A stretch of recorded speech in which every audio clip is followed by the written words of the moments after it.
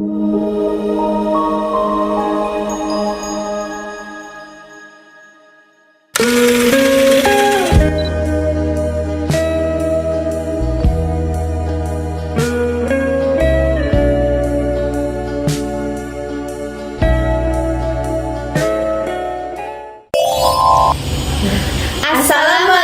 warahmatullahi wabarakatuh. Halo Sobat Ekis, selamat datang di podcast Kelompok 5 bersama Airin Sabrina, Alia Mufti, dan Naila Syakira. Oke, di episode kali ini kita bakalan ngebahas salah satu topik penting dalam ekonomi Islam, yaitu teori produksi Islami, di mana kita akan membahas bukan hanya cara memproduksi barang dan jasa tersebut, tetapi bagaimana agar dalam produksi barang dan jasa harus sesuai dengan nilai-nilai Islam.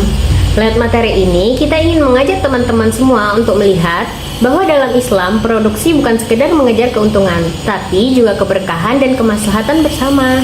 Nah, biar nggak berlama-lama, yuk langsung aja kita masuk ke pembahasan teori produksi Islami yang akan kami sampaikan. Stay tune! Halo Kak, Halo. selamat datang ya. Sebelumnya kita kenalan dulu yuk sebagai pemateri kita. Oke, kenalin nama apa? Mufti, biasa aku dipanggil Alia. Itu aja.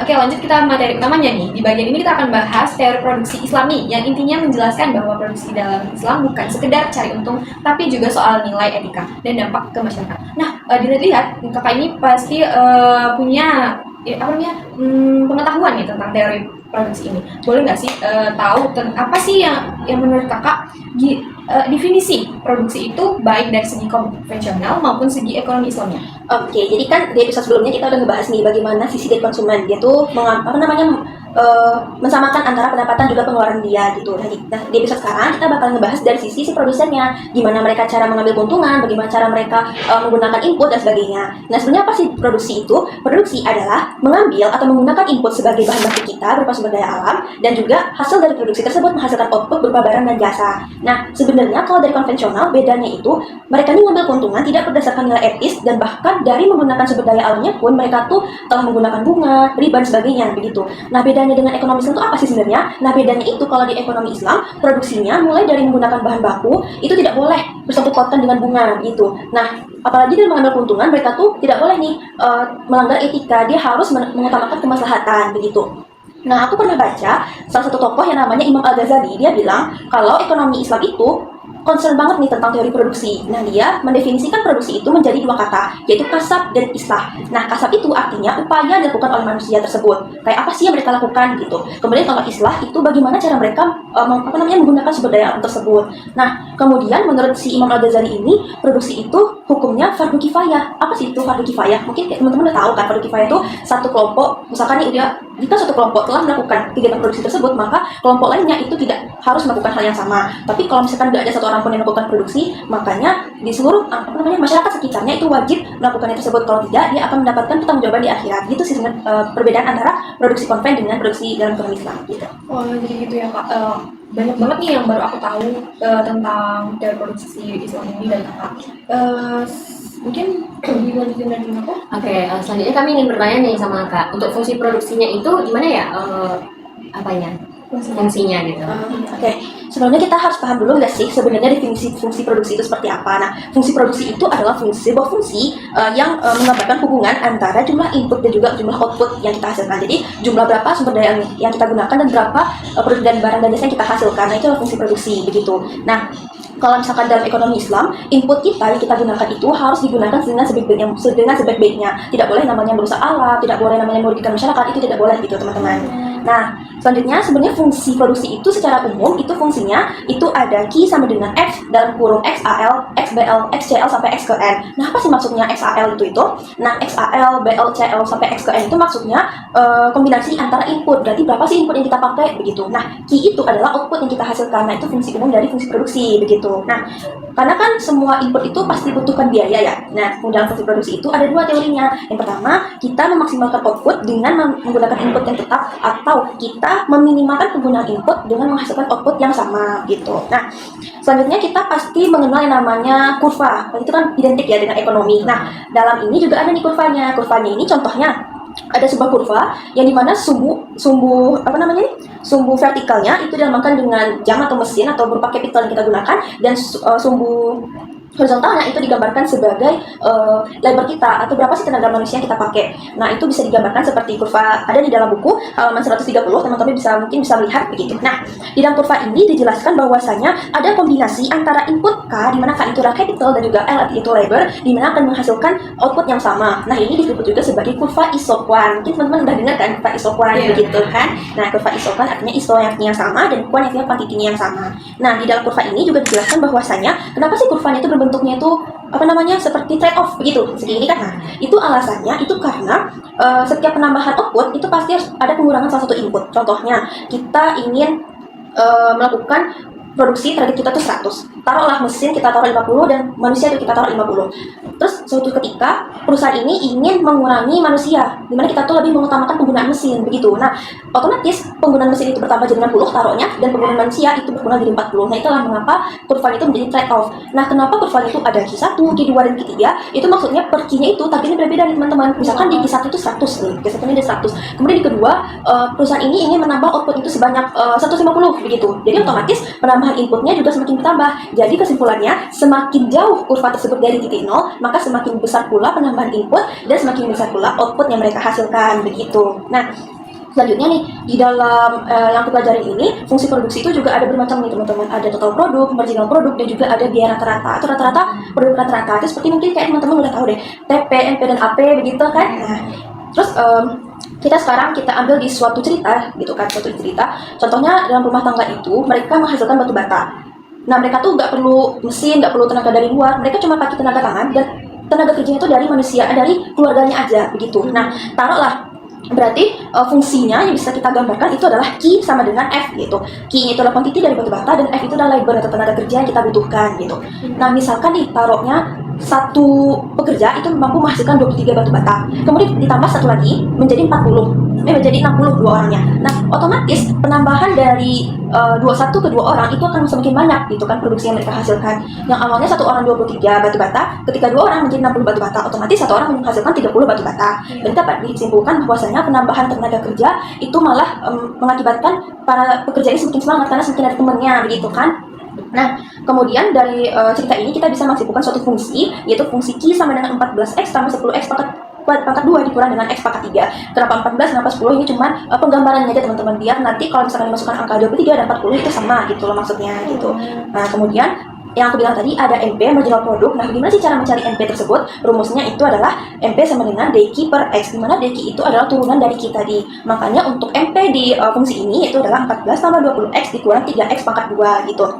Kemudian ada produk rata-rata. Produk rata-rata ini ada AP sama dengan 14 tambah 10X dikurang X pangkat 2. Ini dapatnya dari Q dibagi X, di mana Q di setiap fungsi yang di awal tadi itu dikurangin 1, teman-teman. Maka hasilnya dapat yang aku sebutkan tadi gitu. Nah, mungkin teman-teman udah tahu bagaimana tabel antara quantity, NP, AP, dan juga TP. Mungkin tergambar gitu tabelnya. Nah, tabelnya gitu. Nah, tabelnya ini ada terbagi 3, teman-teman. Ada 3 tingkatan.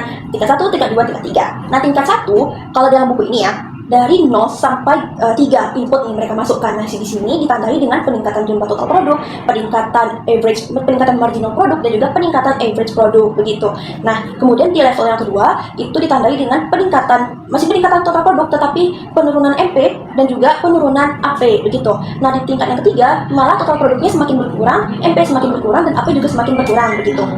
Nah, kenapa? Nah, yang tiga-tiga itu apa sih namanya gitu? Nah, yang level pertama itu namanya adalah diminishing marginal return atau DMR, di mana pada saat ini ketika kita memasukkan input maka akan menghasilkan jumlah output yang semakin lama semakin bertambah. Itu maksud intinya begitu. Nanti juga ada tuh aku tampilkan kurvanya begitu. Ini juga ada kurvanya nanti teman-teman.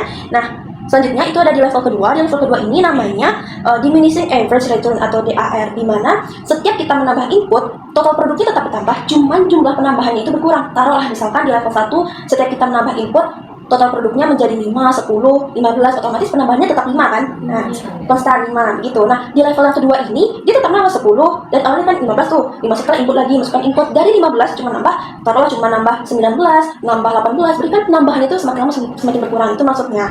Sampai ke nantinya di level yang ketiga itu namanya DTR. DTR ini namanya diminishing total return, di mana menambahkan input sama saja dengan mengurangi total produk. Itu maksudnya ketika kita menambahkan input, pekerjaan ini tidak efisien lagi begitu. Jadi kalau misalkan tambah input, total produk semakin berkurang, marginal produk semakin negatif, bahkan average produknya juga semakin berkurang begitu. Nah, yang tiga-tiganya tadi itu termasuk ke dalam alternatif tipe fungsi produksi. Di mana tipe fungsi produksi itu ada 3 teman-teman. Yang pertama itu adalah constant return to variable input. Itu hampir mirip dengan konsep yang level 1 tadi, di mana bukan. Kalau constant return ini dia definisinya menambahkan input dapat menghasilkan output dengan jumlah yang sama. Misalkan nih kita nambah inputnya 5, output yang kita hasilkan juga 5. Nah itu makanya di kurvanya itu landai teman-teman, seperti ini kurvanya nanti landai.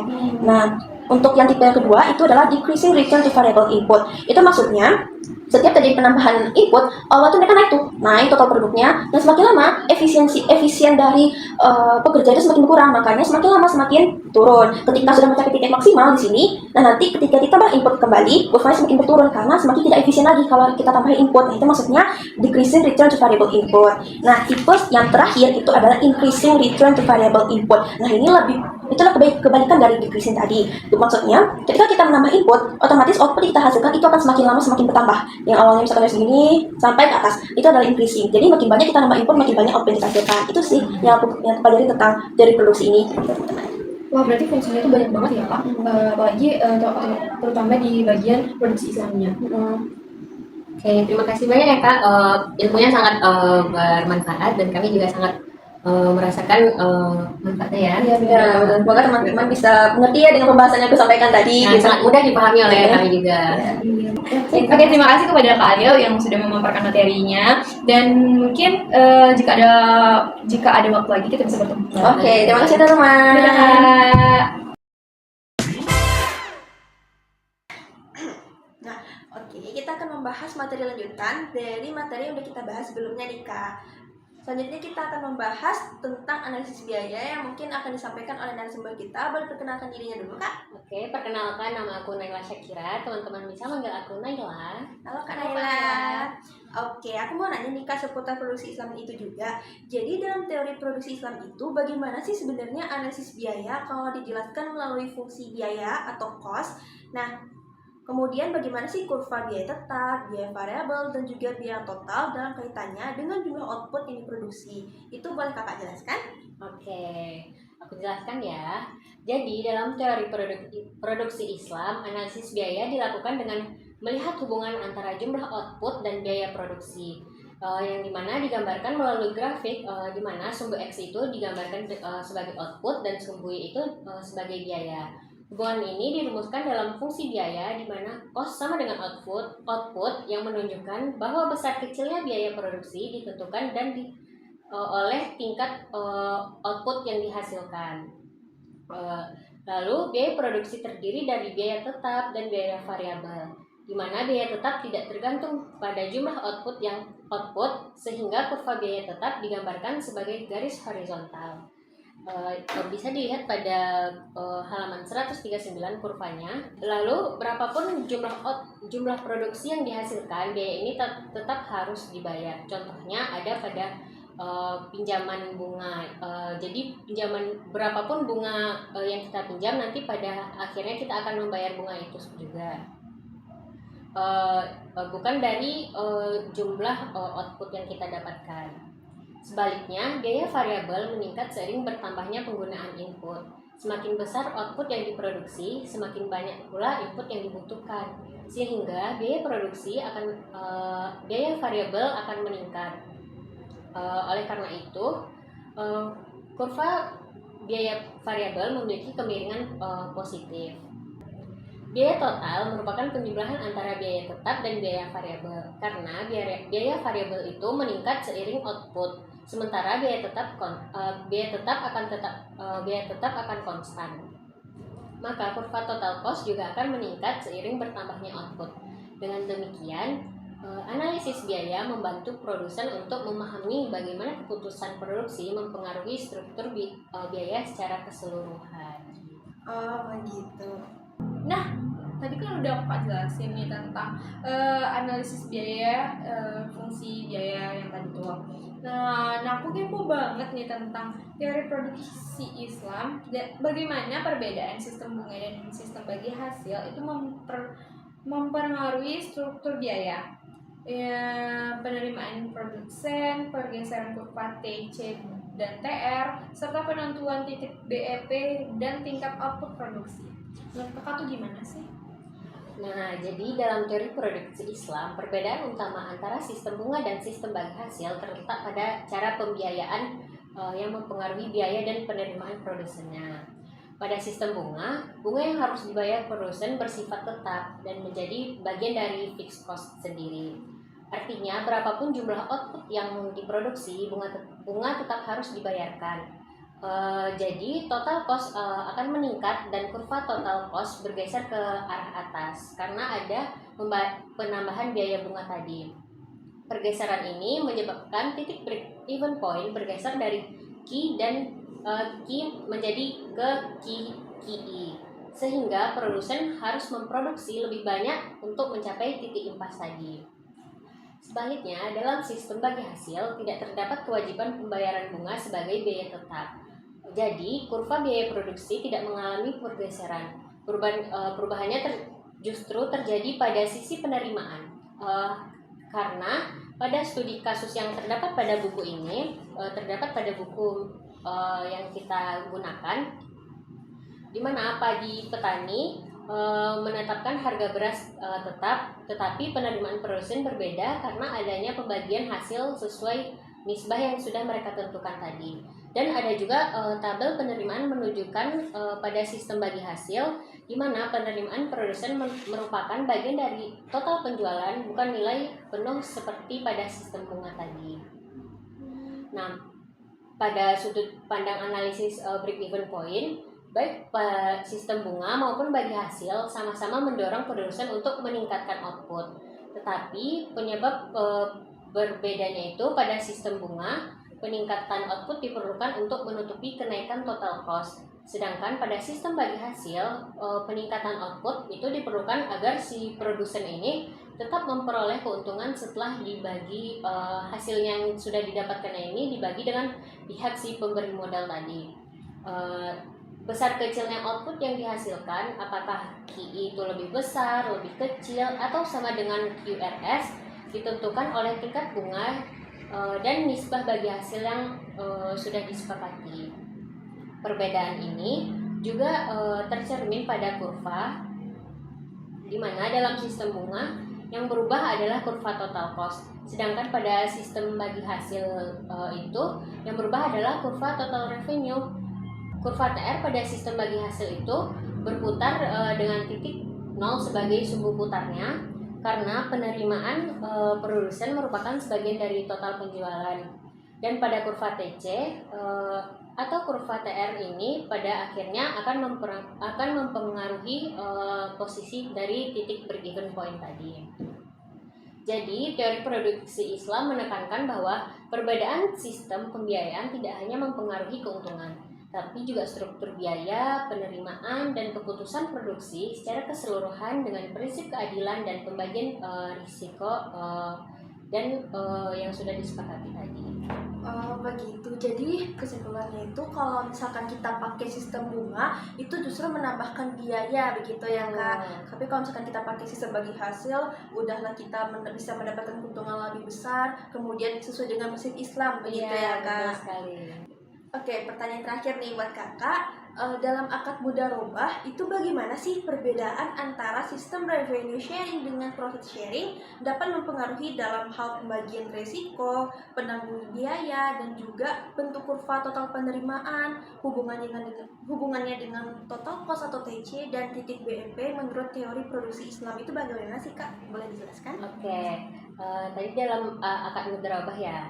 Dalam akad mudharabah itu perbedaan utama antara revenue sharing dan profit sharing terletak pada penanggung biaya dan pembagian risikonya. Pada sistem revenue sharing, biaya operasional ditanggung oleh si pengelola usaha tadi, sehingga pembagian hasil dilakukan berdasarkan penerimaannya. Hal ini menyebabkan kurva dari total revenue ini akan berputar searah jarum jam dengan titik 0 sebagai porosnya, karena bagian penerimaan pengelola akan menjadi lebih kecil. Sebaliknya, pada sistem profit sharing, biaya ditanggung oleh si pemilik modal. Bagian hasil hanya dilakukan atas keuntungan sehingga kurva TR hanya bergerak dalam area antara sumbu TR dan sumbu TC, yaitu wilayah di mana keuntungan dapat dibagikan. Di luar area tersebut tidak ada keuntungan yang dapat dibagi. Perbedaan ini juga berkaitan dengan konsep risiko dalam akar. Dalam mudharabah, kerugian akan ditanggung oleh si pemilik modal. Sedangkan dalam musyarakah, seluruh pihak menanggung kerugian sesuai porsi modal masing-masing. Oleh karena itu, pembagian keuntungan harus disepakati di awal untuk menjaga keadilan dan kejelasan pada produksi ini. Hubungan antara TR, TC, dan titik BEP menunjukkan bahwa usaha baru dapat membagikan hasil setelah melewati titik impas. Dengan demikian, teori produksi Islam menekankan pembagian risiko yang adil dan pengambilan keputusan produksi yang rasional. Oke, berarti kalau misalkan kita pakai sistem bagi hasil itu secara garis besar itu pasti lebih menguntungkan ya Kak daripada yang lain gitu ya Kak. Oke, kayaknya aku udah cukup paham mengenai materi tentang analisis biaya ini. Aku mau mengucapkan terima kasih kepada Kak Naila yang udah ngejelasin materi kepada kita. Semoga materi ini bisa bermanfaat kepada teman-teman Sobat IKI semua. Terima kasih ya Kak. Terima kasih Kak Nay.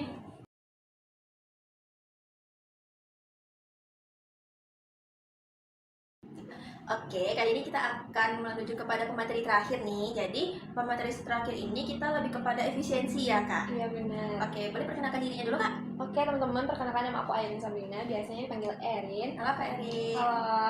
Oke, Kak. Jadi, untuk materi terakhir ini aku mau nanya juga nih, Kak. Sebenarnya apa sih menurut Kakak tentang efisiensi produksi dan skala ekonomi itu, Kak? Kalau tentang efisiensi produksi, dimana efisiensi produksi ini adalah kemampuan perusahaan untuk menghasilkan output maksimal dengan input tertentu atau menghasilkan output tertentu dengan input minimal.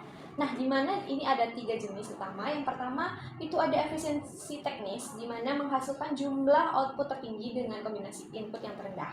Nah, yang kedua ada efisiensi alokasi. Nah, ini menggunakan input dalam proporsi yang optimal sesuai dengan biaya masing-masing, sehingga meminimalkan biaya produksi. Nah, yang ketiga itu ada efisiensi dinamis, di mana kemampuan perusahaan untuk meningkatkan efisiensi dari waktu ke waktu melalui inovasi teknologi atau perbaikan proses, di mana ini juga bertujuan utama efisiensi produksi adalah meningkatkan produktivitas dan mengurangi pemborosan sumber daya. Nah, kalau pembahasan skala ekonomi, skala ekonomi ini adalah penurunan biaya rata-rata produksi seiring dengan peningkatan skala operasional perusahaan. Nah, ini terjadi karena ada 4 faktornya, di mana yang pertama adalah pembagian kerja dan spesialisasi. Apa sih itu? Di mana itu adalah karyawan yang fokus pada tugas tertentu menjadi lebih terampil dan cepat. Dan yang kedua itu ada pemanfaatan peralatan secara optimal. Ini tuh adalah sebagian besar dapat digunakan, peralatan sebagian besar dapat digunakan secara penuh sehingga biaya tetap dapat didistribusikan ke yang lebih banyak outputnya. Nah, yang ketiga itu ada penghematan biaya pembelian. Nah, ini tuh pembelian bahan baku dalam jumlah. Nah, yang keempat itu ada pengembangan teknologi dan manajemen. Nah, itu perusahaan berskala besar lebih mampu mengembangkan atau mengadopsi teknologi baru serta sistem manajemen yang efisiensi. Nah, bisa dilihat dari buku kita ini di gambar 6.11, di mana komponen pada grafiknya itu sumbu X itu adalah quantity of output atau jumlah produk yang dihasilkan. Nah, sumbu Y-nya itu adalah cost atau revenue, di mana biaya itu adalah biaya atau pendapatan atau laba. Nah, di dua sistem yang dibandingkan, TC atau total cost dengan sistem bunga, yaitu kurva biaya total untuk sistem pembiayaan berbasis bunga. Nah, yang TCN atau PS ini adalah total cost dengan sistem revenue sharing atau profit sharing, di mana ini kurva pembiayaan total untuk sistem pembiayaan berbasis bagi hasil. Nah, di biaya tetapnya ada FC atau biaya tetap sistem bunga dan FCN PS, di mana biaya sistem bagi hasil yang digambarkan sebagai garis horizontalnya. Nah, kita analisis perbandingannya. Pada jumlah output yang sama atau Q atau Q, garis vertikal dari sumbu X dipotong oleh kedua kurva ke sumbu Y, hasilnya menunjukkan bahwa TC NPS lebih kecil dari TC, di mana biaya total sistem bagi hasil itu lebih kecil daripada sistem bunga. Kesimpulannya, sistem bagi hasil lebih efisien secara biaya dibandingkan sistem bunga dengan output yang sama. Nah, lanjut kita lihat di kurva di 6.12, di mana tetap sama, sumbu X itu adalah quantity of output atau jumlah produk yang dihasilkan, dan sumbu Y itu adalah cost atau revenue atau profit, biaya pendapatan atau laba. Dan kita analisis perbandingannya, pada tingkat biaya total yang sama, pada C, garis horizontal dari sumbu Y dipotong oleh kedua kurva biaya total, kemudian garis vertikal ditarik ke sumbu X, hasilnya menunjukkan bahwa Q lebih besar daripada Q1, di mana jumlah produksi sistem bagi hasil lebih besar daripada sistem bunga. Nah, jadi kesimpulannya teman-teman, sistem bagi hasil itu lebih efisien karena mampu menghasilkan output yang lebih banyak dengan biaya total yang sama dibandingkan sistem bunga. Nah, teman-teman, yuk kita lihat kurva dia gambar 6.13 di halaman 147. Ini di mana gambar ini menunjukkan perbandingan skala ekonomis antara dua sistem pembiayaan, di mana sistem bunga dan sistem bagi hasil atau profit sharing. Nah, asumsi utamanya adalah total penerimaan atau TR yang diharapkan sama untuk kedua sistem. Komponen pada grafik ini ada sumbu X, di mana sumbu X ini adalah kuantitinya, di mana jumlah output atau produksi. Nah, di sumbu Y ada cost atau revenue, di mana ini ada biaya, pendapatan atau laba. Dan elemen utamanya ada TR atau total revenue dengan sistem bagi hasil, dan TR1, di mana TR1 ini adalah total revenue dengan sistem bunga. Nah, garis penerimaan total yang diasumsikan ini sama, di mana selanjutnya ada TC, di mana TC ini adalah total cost dengan sistem bagi hasil, dan TC1 total cost dengan sistem bunga. Nah, selanjutnya ada FC, di mana FC ini adalah biaya tetap sistem bagi hasil, dan FC1 biaya tetap sistem bunga. Dan juga ada Q1, QP, dan QN, di mana ini titik-titik jumlah produksi pada sumbu X yang menjadi acuan perbandingan. Nah, kita analisis perbandingannya. Pada tingkat total penerimaan yang sama, TR sama dengan TR1, garis horizontal dari sumbu Y dipotong oleh kurva biaya total dengan garis penerimaan. Kemudian garis vertikal ditarik ke sumbu X, hasilnya menunjukkan bahwa QN atau QP lebih besar dari QP dan lebih besar dari Q1, di mana jumlah produksi sistem bagi hasil lebih besar dibandingkan sistem bunga, bahkan pada skala yang lebih tinggi. Jadi kesimpulannya, sistem bagi hasil lebih efisien secara ekonomis. Ia tidak hanya menghasilkan output lebih banyak pada biaya atau penerimaan yang sama, tetapi juga mendorong produksi pada skala ekonomi yang lebih besar, sehingga dapat menguntungkan dan efisien dibandingkan sistem bunga. Nah, jadi gitu teman-teman pembahasan tentang efisiensi pembiayaan. Nah, mungkin cuma itu yang bisa saya sampaikan dari pertanyaan Kak Alia tadi. Oke, terima kasih ya Kak. Nah, tadi kan Kak Erin sudah menjelaskan kepada kita tentang efisiensi produksi dan skala ekonomi. Sekarang aku mau bertanya nih tentang apa sih tinjauan kekayaan pada suatu negara itu? Oke, aku jawab ya pertanyaannya. Nah, kekayaan suatu negara itu tidak hanya bergantung pada sumber daya alamnya, melainkan kombinasi berbagai faktor yang saling terkait. Di mana itu ada sumber daya manusia, di mana kualitas pendidikan, kesehatan, dan juga keterampilan tenaga kerja menjadi dasar utama untuk membangkitkan ekonomi berbasis pengetahuan dan inovasi. Dan juga ada sumber daya alam, di mana ketersediaan mineral, tanah yang subur, energi, dan lain-lainnya dapat menjadi modal awal nih. Namun nilainya tergantung pada pengelolaan dan efisiensi yang berkelanjutan. Nah, yang ketiga itu ada modal fisik dan infrastruktur, di mana sarana transportasi, komunikasi, energi, dan fasilitas produksi yang baik meningkatkan efisiensi aktivitas ekonomi. Nah, yang keempat juga ada teknologi dan inovasi, di mana kemampuan pengembangan atau mengadopsi teknologi baru menentukan pertumbuhan produktivitas. Investasi riset dan pengembangan menjadi kunci. Di mana yang kelima itu ada sistem ekonomi dan kelembagaan, di mana hukum yang kuat, kebijakan yang stabil, korupsi yang rendah, dan pasar kompetitif akan menciptakan lingkungan kondusif bagi bisnis dan investasi. Nah, yang selanjutnya ada perdagangan dan integritas global, di mana akses pasar dunia serta kemampuan memperoleh teknologi dan sumber daya luar negeri mendukung pendapatan dan diversifikasi ekonomi. Nah, selanjutnya juga ada kebijakan publik, di mana pengelolaan anggaran yang baik, kebijakan moneter stabil, dan program pemerataan kontribusi pada pembangunan yang seimbang. Bisa kita lihat di buku kita di halaman 148 di gambar 614, di mana gambar ini menggambarkan possible production for tire atau PPF atau batas produksi yang mungkin untuk menjelaskan tingkat produksi domestik. Contoh yang digunakan adalah produk dua jenis barang, di mana beras pada sumbu X dan jagung pada sumbu Y. Nah, komponen pada grafik ini ada yang seperti saya bilang tadi, sumbu X itu adalah beras, itu dengan beratnya ton, di mana jumlah produksi beras. Dan selanjutnya ada sumbu Y, di mana sumbu Y ini adalah jagung. Dan selanjutnya ada kurva PPF, di mana kurva PPF ini adalah garis lengkung yang menunjukkan batas maksimal produksi, kombinasi beras dan jagung yang dapat dicapai dengan sumber daya yang tersedia. Nah, bisa kita lihat juga ada anak panah atau arah panah, di mana arah panah ini menunjukkan pergeseran atau perluasan kurva PPF ini ke arah luar, yang menyatakan peningkatan kapasitas produksi. Nah, analisis kurvanya, di mana yang itu adalah makna dasar PPF, di mana titik pada kurva ini adalah menunjukkan penggunaan sumber daya secara efisien untuk menghasilkan kombinasi beras dan jagung dengan maksimal. Titik di dalam kurva berarti sumber dayanya itu belum dimanfaatkan secara optimal. Jadi kalau misalnya kurva PPF-nya ini maksimal, dia akan berada di luar. Jadi kalau misalnya belum maksimal, dia berada di dalam. Nah, yang kedua adalah pergeseran kurva, di mana anak panah yang mengarahkan keluar itu menunjukkan peluasan kapasitas produksi. Hal ini bisa terjadi karena peningkatannya sumber daya, misalnya tenaga kerja yang terampil dan tanah yang semakin luas.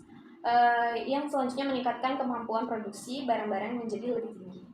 Nah, selanjutnya ada nih dari konteks Ibnu Khaldun, di mana menurut Ibnu Khaldun ini, pemikiran beliau, sektor produksi adalah motor pembangunan dengan meningkatkan kemampuan produksi. Seperti yang ditunjukkan oleh peluasan PPF tadi, negara dapat menyerap tenaga kerja, meningkatkan pendapatan masyarakat, dan dorongan permintaan akan faktor produksi lainnya.